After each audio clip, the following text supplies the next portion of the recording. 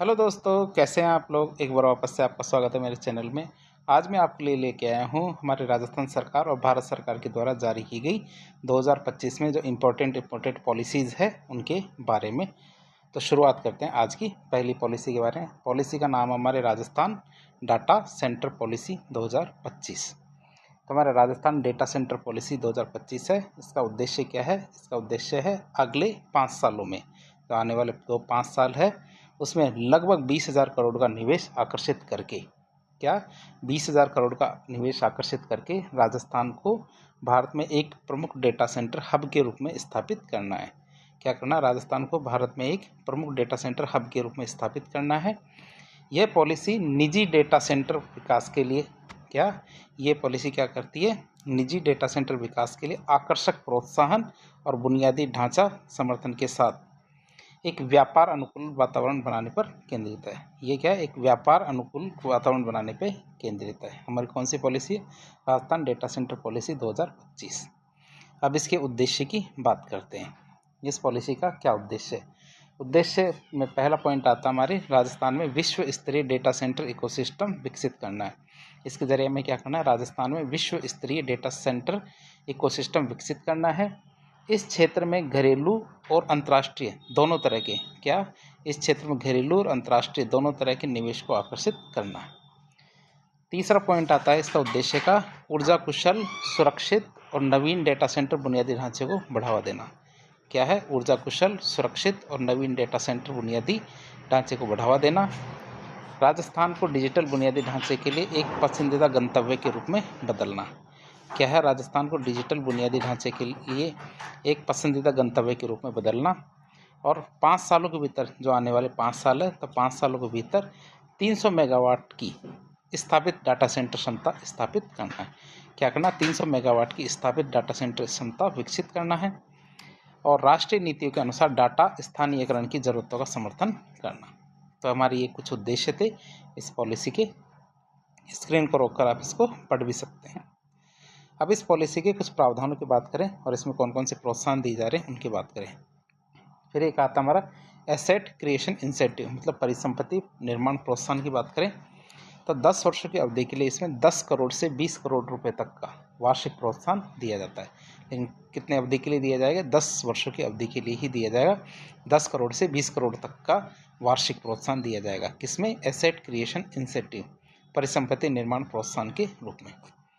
फिर आता है सनराइज इंसेंटिव, मतलब उदय प्रोत्साहन की बात करें तो पहले 3 डेटा सेंटरों के लिए, पहले 3 डेटा सेंटरों के लिए अतिरिक्त 25% प्रोत्साहन दिया जाएगा जो 100 करोड़ से अधिक का निवेश करते हैं।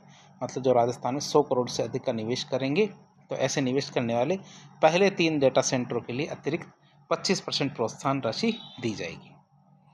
फिर आता है इंटरेस्ट सब्सिडी, मतलब ब्याज सब्सिडी की बात करें तो डेटा सेंटर स्थापित करने के लिए, डेटा सेंटर स्थापित करने के लिए लिए गए ऋणों पर, जितना भी आप ऋण लेते हैं, लिए गए ऋणों पर 5 वर्षों के लिए 5% ब्याज सब्सिडी दी जाएगी।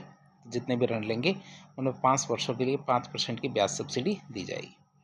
फिर बिजली और ऊर्जा की बात करें, तो बैकअप व्यवस्था के साथ निर्बाध बिजली आपूर्ति सुनिश्चित की जाएगी। बैकअप व्यवस्था के साथ निर्बाध बिजली आपूर्ति सुनिश्चित की जाएगी। सौर और पवन ऊर्जा जैसे हमारे नवीकरणीय ऊर्जा स्रोत हैं, इनके उपयोग को बढ़ावा दिया जाएगा। सौर और पवन ऊर्जा जैसे हमारे नवीकरणीय ऊर्जा स्रोत हैं, इनके उपयोग को बढ़ावा दिया जाएगा। ग्रीन डाटा सेंटर प्रमाणन के लिए प्रोत्साहन दिया जाएगा। क्या किया जाएगा? ग्रीन डाटा सेंटर प्रमाणन के लिए प्रोत्साहन देना शुरू किया जाएगा। बैंकिंग, ट्रांसमिशन और व्हीलिंग शुल्क पर, बैंकिंग, ट्रांसमिशन और व्हीलिंग शुल्क पर 100% की छूट दी जाएगी। भूमि संबंधी जो प्रक्रियाएं हैं उनके लिए लचीले भुगतान का विकल्प भी दिया जाएगा। भूमि संबंधी जो प्रक्रियाएं हैं उनके लिए क्या किया जाएगा? लचीले भुगतान का विकल्प भी दिया जाएगा। स्टाम्प ड्यूटी, भूमि रूपांतरण शुल्क और बिजली शुल्क, इनमें पूरी तरह से छूट दी जाएगी। किसमें? स्टाम्प ड्यूटी, भूमि रूपांतरण शुल्क और बिजली शुल्क में पूरी तरह से छूट दी जाएगी। अब हम देखेंगे भूमि और बुनियादी ढांचे के बारे में। भूमि और बुनियादी ढांचे के बारे में देखें तो जो हमारा रिक्को है, रिक्को का मतलब है राजस्थान राज्य औद्योगिक विकास और निवेश निगम। इसके माध्यम से औद्योगिक क्षेत्रों में भूमि का आवंटन किया जाएगा। औद्योगिक क्षेत्र है तो औद्योगिक क्षेत्रों में भूमि का आवंटन किया जाएगा। किसके माध्यम से? रिक्को के माध्यम से। Plug and play data centre पार्कों का विकास किया जाएगा। क्या plug and play data centre पार्कों का विकास किया जाएगा। 10 करोड़ तक के बाहरी विकास शुल्क से छूट दी जाएगी। कितने रुपए तक के? 10 करोड़ तक का यदि बाहरी विकास शुल्क लगता है तो उससे छूट दी जाएगी। फिर आता है भवन उपनियमों में छूट और निर्बाध बिजली आपूर्ति सुनिश्चित करना। फिर कनेक्टिविटी की बात करें तो कनेक्टिविटी में क्या है, डार्क फाइबर नेटवर्क स्थापित किया जाएगा। इसके अंतर्गत क्या किया जाएगा, डार्क फाइबर नेटवर्क स्थापित किया जाएगा। उच्च इंटरनेट गति पहुंच सुनिश्चित करने के लिए, क्या उच्च गति वाला इंटरनेट पहुंच सुनिश्चित करने के लिए दूरसंचार कंपनियों से सहयोग किया जाएगा। क्या किया जाएगा, जो हमारी दूरसंचार कंपनी है, टेलीकॉम कंपनी है, उनके साथ सहयोग किया जाएगा ताकि उच्च गति वाला इंटरनेट पहुंच सुनिश्चित हो। फिर सैटेलाइट और एज कंप्यूटिंग बुनियादी ढांचे के लिए समर्थन दिया जाएगा। क्या, सैटेलाइट और एज कंप्यूटिंग बुनियादी ढांचे के लिए समर्थन दिया जाएगा। फिर सुरक्षा और स्थानीयकरण की बात करें तो भारतीय डाटा संरक्षण कानूनों के अनुपालन में डाटा स्थानीयकरण को बढ़ावा देना है। इसमें क्या है, हमारे भारतीय डाटा संरक्षण कानूनों के अनुपालन में डाटा स्थानीयकरण को बढ़ावा देना और अत्यधिक सुरक्षित, अनावश्यक और आपदा लचीला जो सुविधाएं सुनिश्चित करना है। या अत्यधिक सुरक्षित, अनावश्यक और आपदा लचीली जो सुविधाएं हैं वो सुनिश्चित की जाएगी। फिर ग्रीन और सतत विकास की बात करें कि ग्रीन और सतत विकास की बात करें तो पर्यावरण के अनुकूल डिजाइन और कम पावर यूजेज इफेक्टिवनेस है, इसको प्रोत्साहन दिया जाएगा। क्या, हमारे पर्यावरण के अनुकूल डिजाइन और कम पावर यूजेज इफेक्टिवनेस है, पावर यूजेज इफेक्टिवनेस PUE, इसको प्रोत्साहन दिया जाएगा। LEED या फिर हमारे BEE है, BEE मतलब ब्यूरो ऑफ एनर्जी एफिशिएंसी, जो हमारी ये क्या करेगी, प्रमाणित इमारतों को बढ़ावा देना, मतलब इनसे प्रमाणित किया जाएगा और इनसे ये प्रमाणित करके देंगे कि भैया ये वाली बिल्डिंग है ग्रीन एफिशिएंसी की है। फिर बात करें ग्रीन सॉल्यूशंस के लिए, कि ग्रीन सॉल्यूशंस पर किए गए खर्च का 50% तक प्रतिपूर्ति, अधिकतम कितना, 12.5 करोड़ रुपए का प्रतिपूर्ति दी जाएगी। 50% या फिर अधिकतम कितना, 12.5 करोड़ रुपए की प्रतिपूर्ति दी जाएगी। किसमें, ग्रीन सॉल्यूशंस पे जितना भी खर्चा किया जाएगा। ई कचरा प्रबंधन और टिकाऊ शीतलन समाधान किया जाएगा। क्या, ई कचरा प्रबंधन और टिकाऊ शीतलन के लिए जो समाधान है वो भी किया जाएगा। फिर कौशल विकास और स्टार्टअप की बात करें, क्या कौशल विकास और स्टार्टअप की बात करें तो कर्मचारी प्रशिक्षण और दक्षता सुधार के लिए, किसके लिए, कर्मचारी प्रशिक्षण और दक्षता सुधार के लिए जितना भी खर्च होगा उसमें 50% तक प्रतिपूर्ति की जाएगी। कितनी, 50% तक की प्रतिपूर्ति की जाएगी कर्मचारी प्रशिक्षण और दक्षता सुधार के लिए किए गए खर्च की।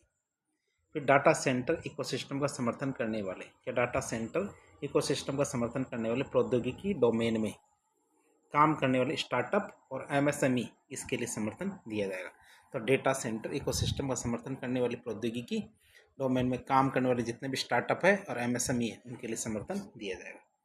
फिर बौद्धिक संपदा समर्थन की बात करें, GI tag, patent, copyright, trademark ये प्राप्त करने के लिए जितनी भी लागत आएगी, यदि इसके अंतर्गत कोई भी GI टैग प्राप्त करता है, पेटेंट, कॉपीराइट या फिर ट्रेडमार्क प्राप्त करता है तो उसमें जितनी भी लागत आएगी उसका 50% तक की सहायता दी जाएगी। अधिकतम कितनी, 1 करोड़ तक की, क्या 1 करोड़ तक की सहायता दी जाएगी। फिर आवश्यक सेवा मान्यता, तो डाटा सेंटरों को आवश्यक सेवाओं के रूप में मान्यता देना ताकि उनका सुचारू संचालन सुनिश्चित हो सके। तो उनको क्या किया जाएगा, आवश्यक सेवाओं के रूप में मान्यता दी जाएगी ताकि उनका सुचारू संचालन सुनिश्चित हो पाए। अब बात करें राजस्थान की, तो राजस्थान के लिए रणनीतिक लाभ, तो इससे क्या क्या रणनीतिक लाभ होंगे राजस्थान को, उनकी बात करें। सबसे पहली बात आती है केंद्रीय स्थान, तो राजस्थान का केंद्रीय स्थान और मजबूत परिवहन और डिजिटल बुनियादी ढांचा उत्कृष्ट कनेक्टिविटी प्रदान करता है। क्या, राजस्थान का केंद्रीय स्थान मतलब पूरे देश के अंदर राजस्थान बीचों बीच है, तो केंद्रीय स्थान, मजबूत परिवहन, राजस्थान से सभी जगह जाने के लिए परिवहन सुविधाएं हैं, डिजिटल बुनियादी ढांचा, ये सब चीज़ें क्या है, उत्कृष्ट कनेक्टिविटी प्रदान करेगी इसके लिए। फिर प्रगतिशील शासन, राज्य की प्रगतिशील नीतियां डिजिटल इंडिया पहल के साथ संरेखण एक अनुकूल निवेश जलवायु बनाता है। निवेश की जो जलवायु होती है तो वैसा मतलब अच्छा माहौल बनाकर राजस्थान का। फिर बात करें नवीकरणीय ऊर्जा क्षमता, तो सौर और पवन ऊर्जा के लिए राजस्थान की उच्च क्षमता पॉलिसी के जो हरित डाटा सेंटरों पर ध्यान केंद्रित करने के अनुरूप है। क्यों, क्योंकि हमारी सौर और पवन ऊर्जा के लिए जो राजस्थान की उच्च क्षमता है ये पॉलिसी आई है, तो इसके जो हरित डाटा सेंटर है उन पर ध्यान केंद्रित करने के अनुरूप ही है। फिर कुशल जनशक्ति की बात करें तो राज्य में एक कुशल कार्यबल विकसित करने में निवेश किया गया है और इसमें क्या प्रतिष्ठित शैक्षणिक संस्थान भी शामिल है। इसमें क्या है, कुशल कार्यबल विकसित करने में निवेश किया गया है और इसमें प्रतिष्ठित शैक्षणिक संस्थान भी शामिल किए गए हैं। ओवरऑल देखें तो हमारे राजस्थान डेटा सेंटर पॉलिसी 2025 का उद्देश्य डिजिटल सेवाओं की बढ़ती मांग का लाभ उठाकर, ये हमारी पॉलिसी है, इसका उद्देश्य क्या, डिजिटल सेवाओं की बढ़ती मांग का लाभ उठाकर और आईटी क्षेत्र में निवेश और विकास के लिए एक मजबूत इकोसिस्टम बनाकर राज्य को भारत में डाटा इंफ्रास्ट्रक्चर के लिए एक महत्वपूर्ण केंद्र के रूप में स्थापित करना। जो हमारा राज्य है राजस्थान, तो राजस्थान राज्य को भारत में डाटा इंफ्रास्ट्रक्चर के लिए एक महत्वपूर्ण केंद्र के रूप में स्थापित करना है। अगली पॉलिसी आती है हमारी राजस्थान लॉजिस्टिक्स पॉलिसी 2025।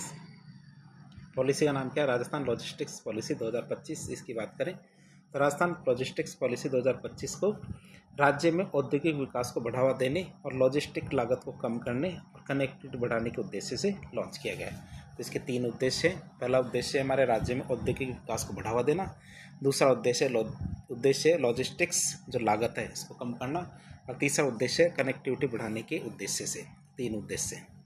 इसका लक्ष्य राजस्थान को लॉजिस्टिक्स हब के रूप में स्थापित करना है। इसका एक और खास लक्ष्य क्या है, राजस्थान को हमारे लॉजिस्टिक्स हब के रूप में स्थापित करना और 2030 तक राज्य की अर्थव्यवस्था को 350 बिलियन अमेरिकी डॉलर तक पहुंचाना है।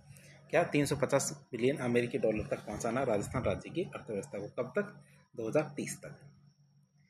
अब इसका मुख्य उद्देश्य क्या है देखें तो राजस्थान को एक प्रमुख लॉजिस्टिक हब के रूप में विकसित करना, मल्टी मॉडल कनेक्टिविटी, कुशल आपूर्ति श्रृंखला और ग्रीन लॉजिस्टिक्स इसको बढ़ावा देना है। तो 3 चीज़ें, मल्टी मॉडल कनेक्टिविटी, कुशल आपूर्ति श्रृंखला और ग्रीन लॉजिस्टिक्स को बढ़ावा देना। लॉजिस्टिक्स लागत और कार्बन फुटप्रिंट को कम करना। क्या, लॉजिस्टिक्स लागत और कार्बन फुटप्रिंट को कम करना और क्षेत्रीय और अंतर्राष्ट्रीय व्यापार को बढ़ावा देना। निजी निवेश आकर्षित करना और रोजगार सृजन को बढ़ावा देना। तो क्या करना है इसमें, निजी निवेश को आकर्षित करना और रोजगार सृजन को बढ़ावा देना। लॉजिस्टिक्स सुविधाओं की मैपिंग करना और बुनियादी ढांचे का विकास करना। क्या, लॉजिस्टिक्स सुविधाओं की मैपिंग करना और बुनियादी ढांचे का विकास करना। सिंगल विंडो क्लियरेंस के माध्यम से सुशासन सुनिश्चित करना। क्या है, जो सिंगल विंडो क्लियरेंस है इसके माध्यम से सुशासन सुनिश्चित करना भी इसका उद्देश्य है। तो प्रौद्योगिकी और पर्यावरण स्थिरता को बढ़ावा देना। क्या, प्रौद्योगिकी और पर्यावरण स्थिरता को बढ़ावा देना। शहरी लॉजिस्टिक्स में सुधार करना। क्या, शहरी लॉजिस्टिक्स में सुधार करना इसका उद्देश्य है। तो कुछ उद्देश्य हमने देखे इस पॉलिसी के। अब इसके कुछ प्रावधान और इसके अंतर्गत दिए जाने वाले प्रोत्साहन के बारे में बातचीत करें। प्रावधानों की बात करें तो इसमें पहला आता है पूंजीगत सब्सिडी। कौन सी सब्सिडी, पूंजीगत सब्सिडी। तो इसके अंतर्गत हम warehouse, silo, cold storage, inland container depot, container freight station, air freight station, जो हमारा कार्गो टर्मिनल है, ट्रकर पार्क है, जैसे जो हमारे लॉजिस्टिक्स इंफ्रास्ट्रक्चर है जितने भी हमने देखे हैं कौन कौन से, warehouse, silo, cold storage, inland container depot, container freight station, air freight station, cargo terminal, trucker park, ये जो हमारे इंफ्रास्ट्रक्चर है लॉजिस्टिक्स वाले, इन पर 5 से 50 करोड़ रुपए तक के, कितने, 5 से 50 करोड़ रुपए तक के निवेश पर 25% तक की, क्या, 5 से 50 करोड़ रुपए तक के निवेश पर 25% तक की पूंजीगत सब्सिडी 10 वर्षों तक दी जाएगी। क्या की जाएगी, पूंजीगत सब्सिडी क्या की जाएगी, 10 वर्षों तक दी जाएगी। कितने, 5 से 50 करोड़ रुपए तक की क्या निवेश करते हैं तो 25%। फिर आता है लॉजिस्टिक्स पार्क को प्रोत्साहन। तो निजी मल्टी मॉडल लॉजिस्टिक्स पार्क, क्या, निजी मल्टी मॉडल लॉजिस्टिक्स पार्क और एकीकृत लॉजिस्टिक्स पार्क डेवलपर्स, ठीक है। तो दोनों को बारे में याद रखना आप, निजी मल्टी मॉडल लॉजिस्टिक्स पार्क और एकीकृत लॉजिस्टिक्स पार्क डेवलपर्स, इनको 7 सालों तक 7% ब्याज अनुदान दिया जाएगा। इनको क्या किया जाएगा, 7 वर्षों तक 7% ब्याज अनुदान मिलेगा, जिसकी वार्षिक सीमा 50 लाख रुपए होगी। जिसकी वार्षिक सीमा कितनी होगी, 50 लाख, अधिकतम कितना मिलेगा, 50 लाख रुपए तक का अनुदान मिल जाएगा, ब्याज अनुदान। फिर कर और शुल्कों में छूट की बात करें, या कर और शुल्कों में क्या छूट मिलेगी, तो स्टाम्प ड्यूटी पर 75% की छूट और 25% का पुनर्भरण किया जाएगा। क्या, स्टाम्प ड्यूटी है तो स्टाम्प ड्यूटी पर 25% की छूट दी जाएगी और 25% का पुनर्भरण किया जाएगा। जो बिजली शुल्क है तो बिजली शुल्कों पर 7 सालों पर तक 100% की छूट दी जाएगी। जो बिजली शुल्क है तो बिजली शुल्क पर के 7 सालों तक 100% की छूट मिलेगी। भूमि रूपांतरण शुल्क पर 75% छूट मिलेगी और 25% तक पुनर्भरण किया जाएगा। जो भूमि रूपांतरण शुल्क है उसमें 75% की छूट मिलेगी और 25% का पुनर्भरण किया जाएगा। मंडी शुल्क पर 7 वर्षों तक 100% की छूट दी जाएगी। क्या मंडी शुल्क है तो मंडी शुल्क पर 7 वर्षों तक 100% की छूट होगी। और कौशल विकास और प्रशिक्षण की बात करें तो कार्मिक प्रशिक्षण की लागत का मतलब इसके अंतर्गत जो कर्मचारी होंगे उनको यदि आप ट्रेनिंग देते हैं तो कार्मिक प्रशिक्षण की लागत का 50% का पुनर्भरण अधिकतम 4,000 रुपये प्रति व्यक्ति प्रति माह और वो भी 6 महीने तक के लिए दिया जाएगा। 6 महीने तक के लिए दिया जाएगा प्रति व्यक्ति प्रति माह 4,000 रुपये अधिकतम मतलब और वो भी 50% का पुनर्भरण किया जाएगा। फिर तकनीकी उन्नयन की बात करें तो ट्रक ट्रैकिंग उपकरणों की लागत पर जो ट्रक है उनके ट्रैकिंग करने के लिए उपकरण लगाए जाएंगे तो उनके उपकरणों की लागत का 50% पुनर्भरण किया जाएगा। अधिकतम 2,000 रुपये हर ट्रक का, तो अधिकतम क्या 2,000 रुपये प्रति ट्रक के हिसाब से पुनर्भरण किया जाएगा, वो भी कितना 50% का। फिर लॉजिस्टिक्स प्रबंधन सॉफ्टवेयर की स्थापना पर, क्या लॉजिस्टिक्स प्रबंधन सॉफ्टवेयर की स्थापना करते हो तो इसकी स्थापना पर 50% का पुनर्भरण किया जाएगा। और जो अधिकतम 2 लाख रुपये प्रति इकाई के लिए, कितना अधिकतम 2 लाख रुपये प्रति इकाई के हिसाब से 50% का पुनर्भरण किया जाएगा कोई भी प्रबंधन सॉफ्टवेयर की स्थापना करते हो तो। अग्नि डिटेक्शन प्रणाली की लागत पर, क्या अग्नि डिटेक्शन मतलब जो आग लगने की सूचना देने के लिए अग्नि डिटेक्शन प्रणाली की लागत पर एक मुश्त 20% पुनर्भरण दिया जाएगा और जो भी अधिकतम कितना 10 लाख रुपए। ऐसी प्रणाली के लिए क्या अधिकतम 10 लाख रुपए दिए जाएंगे, कितना वो भी 20%। 10 लाख का 20% नहीं, 10 लाख की 20% है। फिर आता ग्रीन इंसेंटिव, पर्यावरण संरक्षण उपाय जैसे हमारे ईटीपी, सीईटीपी, औद्योगिक कचरे का पुनः उपयोग करना, रिसाइकिल करना, पुनर्चक्रण, वर्षा जल संचयन। यदि आप ये करते हो पर्यावरण संरक्षण उपाय अपनाते हो तो इसके लिए 12.5 करोड़ रुपए तक का प्रोत्साहन दिया जाएगा। इसे कहते हैं ग्रीन इंसेंटिव।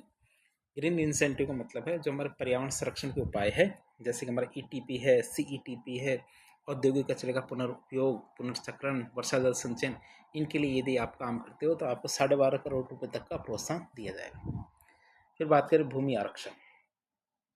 भूमि आरक्षण की बात करें तो रिको आगामी औद्योगिक क्षेत्रों में अधिकतम, रिको क्या करेगा आगामी तो औद्योगिक क्षेत्रों में अधिकतम 10 एकड़ या आवंटन योग्य भूमि का 10%, क्या औद्योगिक क्षेत्रों में अधिकतम 10 एकड़ या फिर आवंटन योग्य भूमि का 10% लॉजिस्टिक सुविधाओं के लिए आरक्षित रखेगा।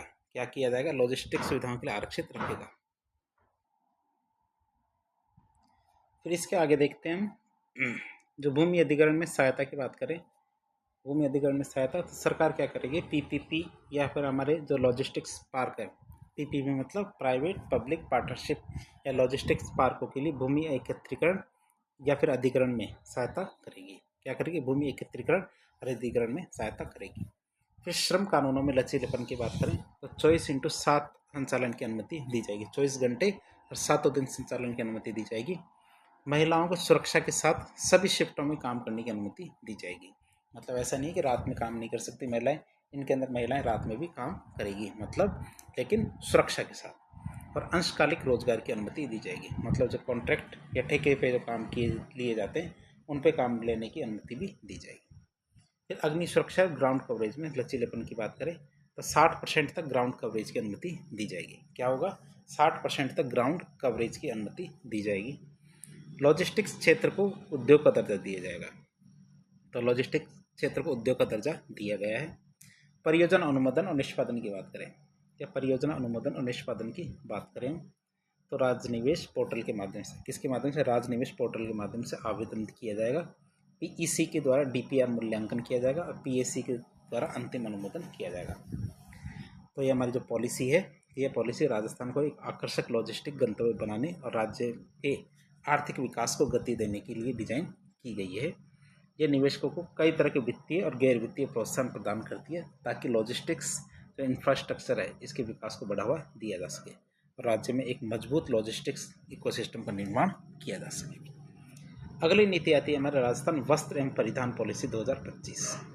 पॉलिसी का नाम क्या है, राजस्थान वस्त्र एवं परिधान पॉलिसी 2025। तो राजस्थान वस्त्र एवं परिधान पॉलिसी 2025 का उद्देश्य राजस्थान राज्य को आधुनिक वस्त्र और परिधान निर्माण के एक नए केंद्र के रूप में स्थापित करना है। इसका उद्देश्य क्या है, राजस्थान राज्य को आधुनिक वस्त्र और परिधान निर्माण के एक केंद्र के रूप में स्थापित करना है। यह नीति के हमारे फाइबर से फैशन तक के फाइबर से फैशन तक की जो संपूर्ण मूल्य श्रृंखला है इसको मजबूत करने के लिए केंद्रित की गई। जो संपूर्ण मूल्य श्रृंखला है इसको मजबूत करने के लिए केंद्रित की गई है। इसमें हमारे प्राकृतिक और कृत्रिम फाइबर उत्पादन, तकनीकी वस्त्र, वस्त्र निर्माण, हथकरघा, ऊन प्रसंस्करण, चमड़ा उत्पाद और फुटवियर, इन सब चीज़ों को शामिल किया गया है। ये चीज़ें इन सब को शामिल किया गया है। इस पॉलिसी का मुख्य उद्देश्य की बात करें तो राजस्थान को वस्त्र और परिधान निर्माण के वैश्विक केंद्र के रूप में स्थापित करना, आधुनिक बुनियादी ढांचे और तकनीक उन्नयन के माध्यम से वस्त्र मूल्य श्रृंखला को मजबूत करना है। तीसरा उद्देश्य आता है हमारे समावेशी विकास, रोजगार सृजन, और रोजगार भी 5 वर्षों में 2 लाख रोजगार का लक्ष्य रखा गया है, और नवाचार को बढ़ावा देना। तो इसका उद्देश्य हम देखें तो समावेशी विकास, रोजगार सृजन और नवाचार को बढ़ावा देना। रोजगार की बात करें तो 5 वर्षों में इसके जरिए 2 लाख रोजगार सृजित करने। स्थिरता और हरित प्रौद्योगिकियों को प्रोत्साहन प्रदान करना। क्या है स्थिरता और हरित जो टेक्नोलॉजीज है, प्रौद्योगिकियाँ, उनको प्रोत्साहन देना। घरेलू और अंतर्राष्ट्रीय बाजारों में, क्या घरेलू और अंतर्राष्ट्रीय बाजारों में राजस्थान की उपस्थिति को विस्तार करना, चाहे घरेलू हो चाहे अंतर्राष्ट्रीय बाजारों हो, तो दोनों जगह पर राजस्थान की जो उपस्थिति है इसका विस्तार करना। वस्त्र क्षेत्र में 10,000 करोड़ रुपए का निवेश आकर्षित करना। क्या करना? वस्त्र क्षेत्र में 10,000 करोड़ रुपए का निवेश आकर्षित करना। अब बात करें मुख्य प्रावधान और प्रोत्साहन की। इस नीति के मुख्य प्रावधान क्या है और इसके अंतर्गत क्या प्रोत्साहन दिया जाएगा।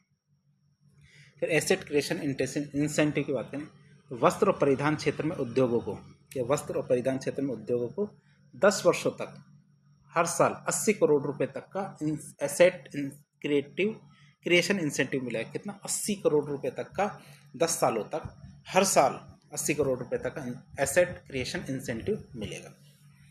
स्टाम्प ड्यूटी और पंजीकरण शुल्क में छूट की बात करें तो भूमि या फिर भवन की खरीद, भूमि की खरीद करो चाहे भवन की खरीद करो या पट्टे पर लो तो 100% की हमारी स्टाम्प ड्यूटी और पंजीकरण शुल्क में छूट दी जाएगी। बिजली शुल्क की छूट की बात करें तो बिजली की खपत पर, जितनी बिजली खपत होगी तो बिजली की खपत पर 7 सालों तक 100% की छूट दी जाएगी। कितनी? 7 सालों तक 100% की छूट दी जाएगी बिजली की खपत पर। फिर ग्रीन सॉल्यूशन इंसेंटिव की बात करें तो पर्यावरण के अनुकूल परियोजनाओं के लिए, क्या पर्यावरण के अनुकूल परियोजनाओं के लिए 12.5 करोड़ रुपए तक की, कितनी? 12.5 करोड़ रुपए तक की 50% सब्सिडी दी जाएगी।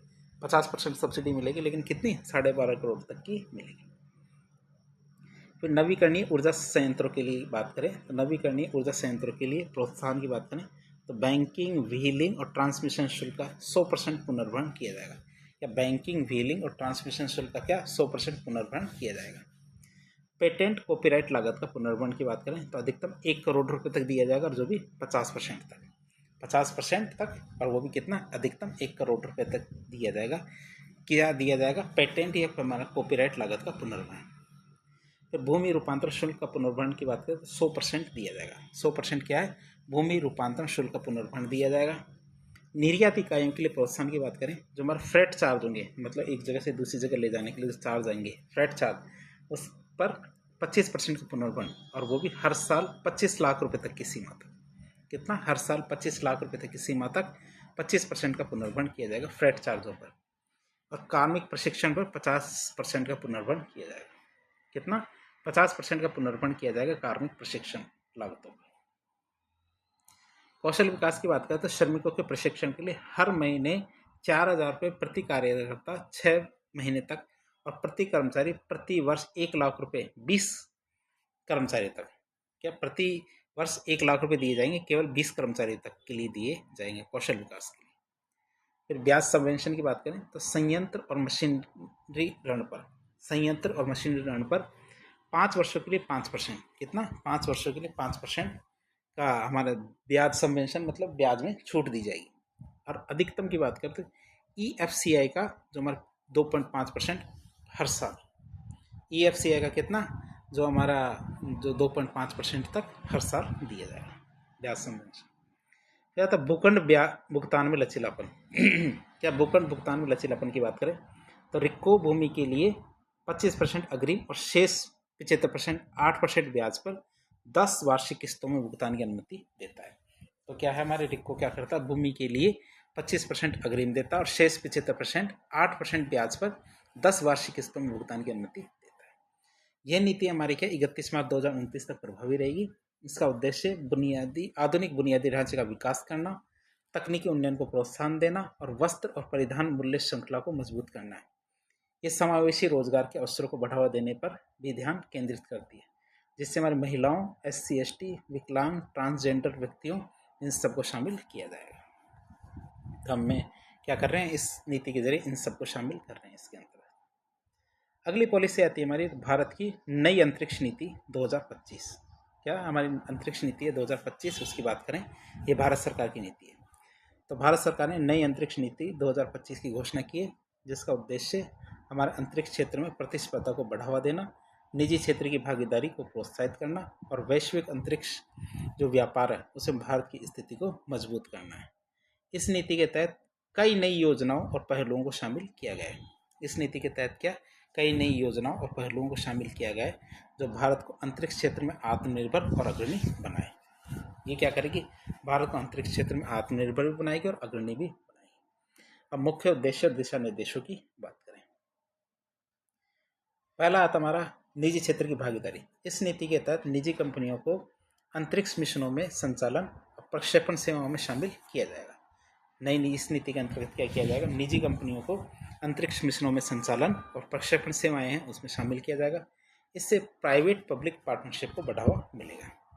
फिर हमारी जो कंपनी है कौन सी, Indian national space promotion and authorisation centre, in space, इसका गठन किया गया है, जो क्या करेगा, निजी कंपनियों को अंतरिक्ष में अपने मिशन लॉन्च करने और संचालित करने में मदद करेगा। तो इन स्पेस का गठन किया जाएगा। इन स्पेस क्या करेगा, निजी कंपनियों को अंतरिक्ष में अपने मिशन लॉन्च करने और संचालित करने में मदद करेगा। फिर अंतरिक्ष क्षेत्र का व्यवसायीकरण की बात करें। क्या अंतरिक्ष क्षेत्र का व्यवसायीकरण की बात करें तो सरकार ने व्यावसायिक अंतरिक्ष गतिविधियों को बढ़ावा देने के लिए नीति को सरल बनाया है। कि सरकार ने व्यावसायिक जो अंतरिक्ष गतिविधियां हैं उसको बढ़ावा देने के लिए नीति को सरल बनाया है और इसके तहत स्पेस पर्यटन, वाणिज्यिक उपग्रह सेवाएं और उपग्रह निर्माण को बढ़ावा मिलेगा। इसके तहत क्या किया जाएगा, स्पेस पर्यटन, वाणिज्यिक उपग्रह सेवाएं और उपग्रह निर्माण को बढ़ावा मिलेगा। इसरो और निजी कंपनियां मिलकर वाणिज्यिक परियोजनाओं पर काम करेगी, जिससे भारत को वैश्विक अंतरिक्ष बाजार में एक प्रमुख स्थान मिल पाएगा। फिर नियामक ढांचे की बात करें तो एक स्वतंत्र अंतरिक्ष नियामक प्राधिकरण, Indian space regulatory authority, INSPA, इसको मजबूत करना है, इसको मजबूत किया जाएगा या फिर एक नया निकाय स्थापित किया जाएगा। या तो INSPA को मजबूत किया जाएगा या फिर एक नया निकाय स्थापित किया जाएगा जो क्या करेगा, लाइसेंसिंग, सुरक्षा मानकों और निष्पक्ष जो प्रतिस्पर्धा है उसको सुनिश्चित करेगा। फिर अंतरिक्ष गतिविधियों के लिए एक स्पष्ट सरल नियम और दिशा निर्देश, क्या अंतरिक्ष गतिविधियों के लिए स्पष्ट और सरल नियम और दिशा निर्देश तैयार करना, निजी कंपनियों के लिए अनुमोदन और मंजूरी की प्रक्रिया को सुव्यवस्थित करना। निजी कंपनियों के लिए अनुमोदन और मंजूरी की जो प्रक्रिया है इसको सुव्यवस्थित करना भी इसके अंदर शामिल किया गया है।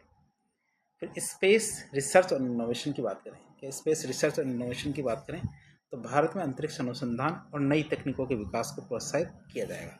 क्या भारत में अंतरिक्ष अनुसंधान और नई तकनीकों के विकास को प्रोत्साहित किया जाएगा। इसका उद्देश्य हमारे मंगल ग्रह, चंद्रमा और अन्य ग्रहों के लिए शोध मिशन है, इसको तेज करना है।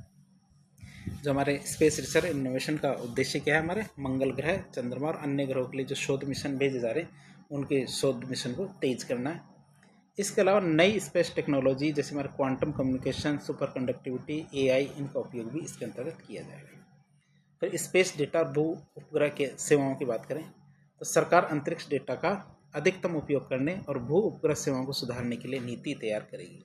सरकार क्या करेगी, अंतरिक्ष डेटा का अधिकतम उपयोग करने और भू उपग्रह सेवाओं को सुधारने के लिए नीति तैयार करेगी। यह कृषि, मौसम विज्ञान, जलवायु परिवर्तन और प्राकृतिक संसाधन प्रबंधन में भी सहायक होगा। ये क्या करेगा, कृषि, मौसम विज्ञान, जलवायु परिवर्तन और प्राकृतिक संसाधन प्रबंधन में भी सहायक होगा।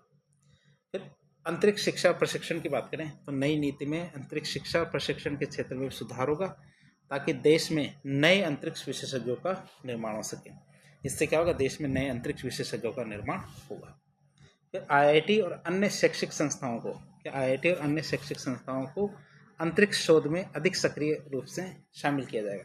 तो IITN है और अन्य जो शैक्षणिक संस्थान हैं उनको अंतरिक्ष शोध में अधिक सक्रिय रूप से शामिल किया जाएगा। फिर आता हमारा वैश्विक सहयोग और साझेदारी। या वैश्विक सहयोग और साझेदारी की बात करें तो भारत क्या अपने अंतरिक्ष मिशनों और परियोजनाओं में भारत क्या करेगा, अपने अंतरिक्ष मिशनों और परियोजनाओं में अन्य देशों और अंतर्राष्ट्रीय एजेंसियों के साथ साझेदारी बढ़ाने पर जोर देगा। भारत अंतरिक्ष क्षेत्र में वैश्विक नेतृत्व की दिशा में कदम बढ़ाएगा। भारत क्या करेगा, अंतरिक्ष क्षेत्र में जो वैश्विक नेतृत्व है उसकी दिशा में कदम बढ़ाएगा और अंतर्राष्ट्रीय स्पेस कानून में योगदान करेगा। क्या करेगा, अंतर्राष्ट्रीय जो स्पेस कानून है उसमें योगदान करेगा। फिर अंतरिक्ष सुरक्षा और पर्यावरण की बात करें तो भारत की अंतरिक्ष नीति 2025 में अंतरिक्ष पर्यावरण संरक्षण और स्पेस डेब्रिस, जिसको हम अंतरिक्ष कचरा कहते हैं, उसको निपटाने के लिए सख्त नियम शामिल किए गए। तो अंतरिक्ष डेब्रिज, स्पेस डेब्रिज और पर्यावरण संरक्षण, इसके लिए सख्त नियम शामिल किए गए। स्पेस टकराव और सुरक्षा को सुनिश्चित करने के लिए सुरक्षा प्रोटोकॉल का पालन किया जाएगा। क्या हमारे स्पेस टकराव और सुरक्षा को सुनिश्चित करने के लिए क्या किया जाएगा, सुरक्षा प्रोटोकॉल का पालन किया जाएगा। अब कुछ प्रमुख पहल और कार्यक्रमों की बात करें इसके अंतर्गत, तो भारत का चंद्र मिशन नंबर 5 की बात करें तो चंद्रयान 5 मिशन 2025 तक लॉन्च किया जाएगा, जो चंद्रमा के दक्षिणी ध्रुव पर लैंड करेगा और वहां से जलवायु और खनिज शोध करना शुरू करेगा। मंगलयान 2, तो भारत ने मंगल ग्रह के लिए अपनी दूसरी मिशन योजना तैयार की है, जिसका उद्देश्य मंगल ग्रह की अधिक गहरी जानकारी प्राप्त करना है। मंगल ग्रह के बारे में क्या, अधिक गहरी जानकारी प्राप्त करना। फिर मानव अंतरिक्ष उड़ान कार्यक्रम, तो गगनयान कार्यक्रम को और आगे बढ़ाना और भविष्य के मानव अंतरिक्ष अन्वेषण मिशनों के लिए दीर्घकालिक रणनीति तैयार करना है। क्या करना है, हमारे मानव अंतरिक्ष अन्वेषण मिशन है, इसके लिए क्या करना है, दीर्घकालिक रणनीति तैयार करना है। फिर कम लागत वाले उपग्रह की बात करें तो नई नीति के तहत सस्ते और विश्वसनीय उपग्रह प्रक्षेपण की योजनाएं बनाई जाएगी। एक तो सस्ते होने चाहिए, विश्वसनीय होने चाहिए, तो ऐसे उपग्रह प्रक्षेपण की योजना बनाई जाएगी। इसरो का PSLV मतलब पोलर सैटेलाइट लॉन्च व्हीकल और GSLV मतलब जियो सिंक्रोनस सैटेलाइट लॉन्च व्हीकल, इनके जरिए प्रक्षेपण लागत कम लागत में किए जाएंगे। प्रक्षेपण क्या कम लागत में किए जाएंगे इनके जरिए। तो भारत के लिए ये नीति बहुत ज़्यादा इम्पोर्टेंट क्यों है। पहली बात आती है अंतरिक्ष क्षेत्र में आत्मनिर्भरता के लिए। इस नीति के जरिए भारत अपने अंतरिक्ष मिशनों को पूरी तरह से स्वदेशी बना सकेगा। इस नीति के जरिए क्या करेगा, भारत क्या है, अपने अंतरिक्ष मिशनों को पूरी तरह से स्वदेशी बना सकेगा और निवेश को आकर्षित करेगा, जिससे भारत का अंतरिक्ष क्षेत्र पूरी दुनिया में और भी प्रमुख हो जाएगा। जो भारत का जो अंतरिक्ष क्षेत्र है पूरी दुनिया में और भी इम्पोर्टेंट हो जाता है इससे। फिर नौकरियों के सृजन की बात करें तो नई नीति से क्या होगा, नई नीति से नौकरी में नए अवसर पैदा होंगे, खासकर वैज्ञानिक, इंजीनियर और शोधकर्ताओं के लिए नए अवसर पैदा होंगे। फिर वैश्विक बाजार में प्रतिस्पर्धा की बात करें तो नीति भारत को अंतरिक्ष व्यापार के क्षेत्र में, ये नीति क्या करती है, भारत को अंतरिक्ष व्यापार के क्षेत्र में वैश्विक प्रतिस्पर्धा के लिए तैयार करेगी और स्पेस टूरिज्म, अंतरिक्ष सेवाएं और उपग्रह प्रक्षेपण के रूप में नए व्यावसायिक अवसर प्रदान करेगी। तब इस नीति के निष्कर्ष के रूप में देखें हम तो भारत की अंतरिक्ष नीति 2025 का लक्ष्य निजी क्षेत्र की भागीदारी, अंतर्राष्ट्रीय सहयोग, नवीनतम स्पेस टेक्नोलॉजी और अंतरिक्ष क्षेत्र में आत्मनिर्भरता को बढ़ाना है। इस नीति से भारत अंतरिक्ष में वैश्विक नेतृत्व हासिल करने के मार्ग पर चलने के लिए तैयार है। तो इस तरह से आज हमने 4 नीतियों के बारे में देखा। तो इस प्रकार के इन्फॉर्मेटिव वीडियो देखने के लिए हमारे चैनल से जुड़े। यदि वीडियो पसंद आया तो वीडियो को लाइक करें, चैनल को सब्सक्राइब करें, अपने दोस्तों के साथ शेयर करें। धन्यवाद।